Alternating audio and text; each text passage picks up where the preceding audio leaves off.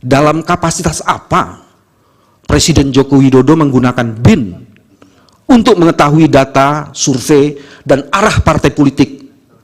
Apakah sebagai kepala pemerintahan, pelaku politik, atau yang terafiliasi dengan kepentingan calon? Selain menggunakan BIN sebagai upaya untuk memenangkan kontestasi, Presiden Jokowi juga ternyata menggerakkan atau setidaknya membiarkan beberapa anggota menteri kabinet terlibat dalam kampanye paslon 02 serta pejabat negara lainnya. Saya akan sebut beberapa saja karena cukup banyak menteri yang terlibat di situ.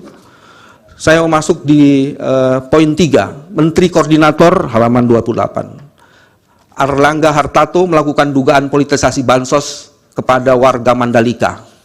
Menteri Luhut Binsar Panjaitan memberikan dukungannya kepada Prabowo paslon 02 di berbagai media dan platform media sosial. Menteri Investasi Bahlil Lahadalia yang mendampingi Gibran kampanye di Papua pada hari Jumat 26 Januari, Bahlil mendirikan, selain itu Bahlil juga mendirikan gerakan relawan untuk mendukung paslon 02. Menteri Erick Thohir tidak pernah melakukan cuti maupun mundur dari jabatannya selaku menteri walaupun terbukti melakukan serangkaian kampanye. Menteri Agama Yakut Khalil Koumas yang menyatakan siap memberikan tambahan suara 4% untuk pasangan calon nomor urut 02 Prabowo Gibran, dan memberikan pengarahan terhadap penyuluh agama di seluruh Indonesia. Menteri Pertanian Amran Sulaiman, dia diduga mengerahkan bimbingan teknis ke berbagai daerah untuk menggalang dukungan. Menteri Komunikasi yang juga Ketua Umum Projo Budi Aryastiadi menggalang dukungan 02. Menteri Perindustrian juga melakukan penggalangan. Wakil Menteri Agraria Yuli Antoni pada media sosial pribadinya mempolitisasi program pemerintah dengan membagikan sertifikat PTSL dan wakaf kepada masyarakat dengan memberikan dukungan selamat Prabowo Gibran. Begitupun dengan pejabat-pejabat lainnya. Saya lanjut ke halaman 29, itu ada pengerahan kepala desa majelis. Di situ detail sekali, saya akan baca salah satunya saja.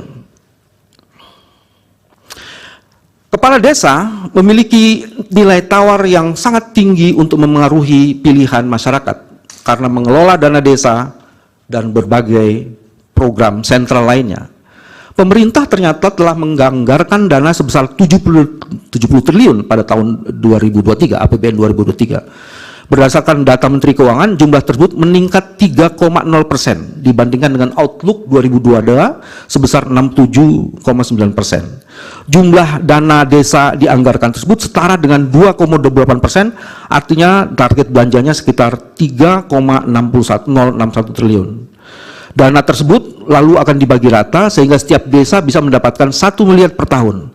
Selain mengelola dana desa, pemerintah desa juga mengelola beberapa program dari pemerintah pusat seperti Kartu Sehat, Kartu Keluarga Sehat, Program Keluarga Harapan,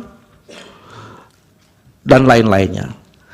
Terus ada juga pelanggaran atas netralitas di atas juga dipertegas dengan beberapa bukti di lapangan. Majelis, ini ada peta yang juga menurut saya menarik. Ini peta ini adalah peta organisasi kepala desa yang tidak netral. Itu di situ ada yang di di DPP PPDI Sumatera Selatan, itu ini contoh saja ya. Cukup merata semuanya, 10 desa, jumlah pemilihnya sekian. PAB PDSI Jawa Barat, jumlah anggota sekian, jumlah pemilihnya sekian banyak. Begitupun di Jawa Tengah, begitupun di Sumatera Sulawesi Selatan. Jadi ada begitu banyak.